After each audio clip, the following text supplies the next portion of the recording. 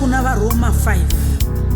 Naizvozvo zvatinoruramiswa nokutenda, ngative nerugare muna Mwari naShe wedu Jesu Kristu, watakawana naye mapindiro nokutenda munyasha idzi dzatinomira madziri.